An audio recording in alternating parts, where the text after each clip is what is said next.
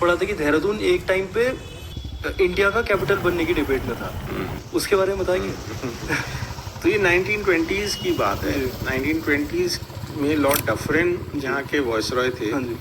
और Lord and lady Dufferin एक बार national road जिसको बोलते हैं हम जी। वहाँ पे कोई आर्मी के ऑफिसर थे, कर्नल नैशविल, जिनका कॉटेज था। और आप इमेजिन करो कि वो उसके पास से एक नदी बहती हुई आती थी, एक कैनाल, जिसको बाद में कैनाल बना दिया गया होगा, लेकिन एक स्ट्रीम थी जो बहती हुई आती थी।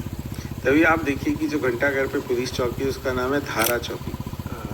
जी, धारा चौकी उसका नाम इसीलिए कि वहाँ से एक धारा बहती हुई निकलती थी। तो उन्होंने जब पूरा एक समर वहाँ पे बिताया लॉर्ड नैशविल की कॉटेज में, और उन्होंने ये जो लेडी डफरिन की जो डायरीज हैं उसमें लिखा है कि ये मुझे लगता है कि अर्थ का सबसे सुंदर स्पॉट है। तो अब आज आप नेशनल रोड में वो इमेजिन नहीं कर सकते, लेकिन वैसा उन्होंने लिखा। तो उसी दौरान ये बात चल रही थी कि कलकत्ता से भारत की राजधानी को कहाँ शिफ्ट किया जाए। तो लॉर्ड डफरिन ने कहा कि यहाँ का वेदर सबसे अच्छा है, यहाँ का जो पूरी एनवायरनमेंट है बहुत सूटेबल है कैपिटल के लिए। दिल्ली में तो हीट एंड डस्ट में हम नहीं रह पाएंगे, तो वो कैपिटल देहरादून में होनी चाहिए। लेकिन बाद में कई आर्ग्यूमेंट्स हुए, बैक एंड फोर्थ हुआ, उसके बाद ये डिसाइड हुआ कि नहीं, not Dehradun but new Delhi will be the capital.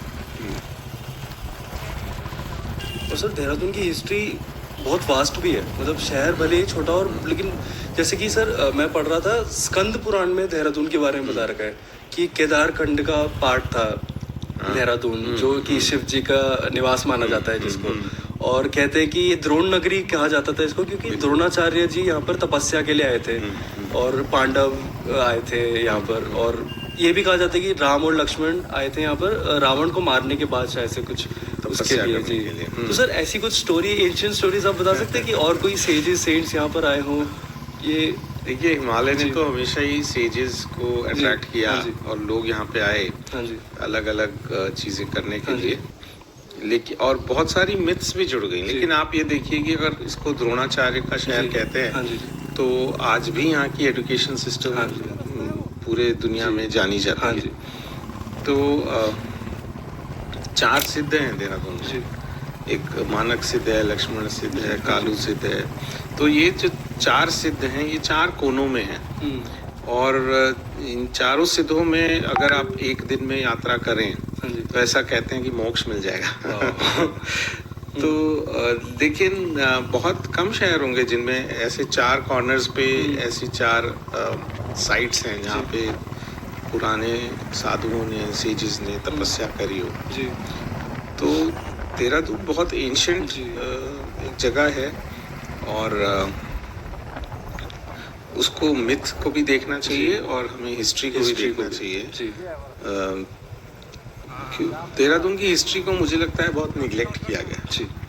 जैसे यहाँ पे अशोकन एडिक्ट है, जो 13वां एडिक्ट है अशोका का, और सबसे बड़ा एडिक्ट है। मतलब आज अशोका के एडिक्ट्स इंडिया में भी हैं, अफगानिस्तान में है, पाकिस्तान में है। मतलब उन्होंने उनका एम्पायर जहाँ तक था उन्होंने वो एडिक्ट्स लगाए। और देहरादून भी शायद उसी राज्य में आता था, उसी राज्य में आता था। तो उन्होंने वो एडिक्ट्स लगाए जगह जगह पर, लेकिन कुछ छोटे हैं, कुछ बड़े हैं, और सबसे बड़ा एडिक्ट देहरादून में कालसी में। और देहरादून के एडिक्ट से अशोका की मिस्ट्री सॉल्व हुई। मतलब लोगों को पहले पता तो था, हिस्टोरियंस को, कि कोई अशोका नाम का एक राजा था और ऐसा कलिंग युद्ध हुआ, और कलिंग युद्ध में वो जीता, तो उसके बाद उसने बुद्धिज्म को अडॉप्ट किया। लेकिन पीरियड नहीं बता पाते थे कि किस पीरियड में वो रहा होगा। लेकिन यहाँ का जो एडिक्ट है उसमें 4 और राजाओं के नाम हैं, सेंट्रल एशिया और यूरोप के राजाओं के नाम हैं। तो चारों राजाओं को अगर कोलेट करें तो हमें पता चलता है कि अच्छा उस पीरियड में अशोका रहा होगा। जी। तो वो एक बहुत बड़ी मिस्ट्री सॉल्व हुई उसमें। और सर शायद से उस टाइम देहरादून को कालसी बोला जाता था। हाँ, कालकूट बोला जाता था, जी। तो उसी से कालसी है। कालसी हो गया, हाँ जी। तो वो जैसे चक्राता है, चक्रपुरी, कालकूट, ये सब एक पुराने सेटलमेंट्स थी जी। जो कि अशोका के किंगडम का ही पार्ट थी। सर जब ब्रिटिशर्स ने इंडिया को इन्वेड किया था, जब मैं स्पेशली देहरादून के बारे में पूछना चाहता हूँ कि तब माहौल कैसा था, देहरादून को वो किस तरह से देखते थे ब्रिटिशर्स, और यहाँ पे क्या ऑपरेशंस होते थे। हाँ, देहरादून जैसा मैंने पहले आपको बताया कि कभी भी उनका ये सोच नहीं थी कि वो जी। हिमालयाज में आए या पहाड़ों में आके एस्टैब्लिश हों। लेकिन जब वो देहरादून में आए जी। और ये खलंगा बैटल खत्म हुई 1816 में, जी।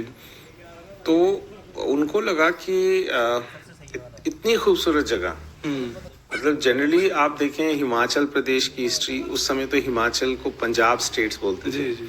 छोटी छोटी रियासतें थी, राजा थे, तो जहाँ जहाँ भी लड़ाई हुई गोरखों से, वहाँ पे उन्होंने जो राजा थे उनको बहाल कर दिया।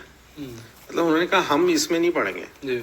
इन सब स्टेट्स को इनके राजा ही चलाएंगे, हम वापस दिल्ली से ही राज करेंगे, ओके। हमें पहाड़ों में नहीं रहना।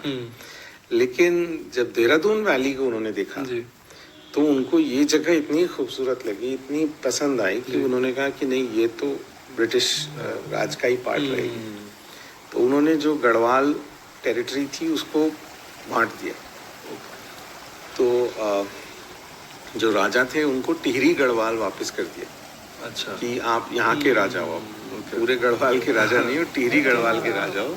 और देहरादून, मसूरी और ये वाली जो बेल्ट है, जौनसार एरिया भी उसमें आता है, ये पूरा क्षेत्र ब्रिटिश गढ़वाल का पार्ट बन गया था।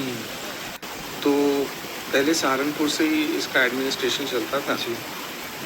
तो ब्रिटिश जो थे वो हमेशा से इसको एज एन इंस्टीट्यूशनल एरिया देखते हैं।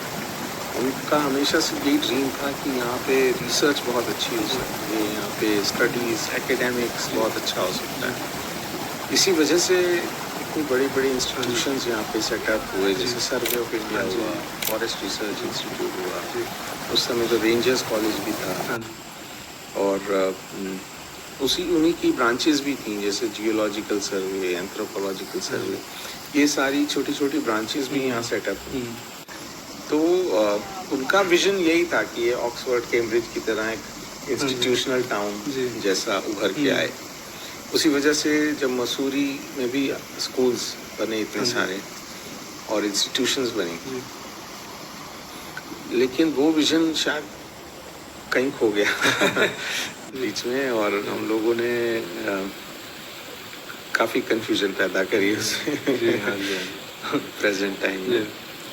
तो लेकिन वो एक बहुत इंटरेस्टिंग समय रहा होगा जब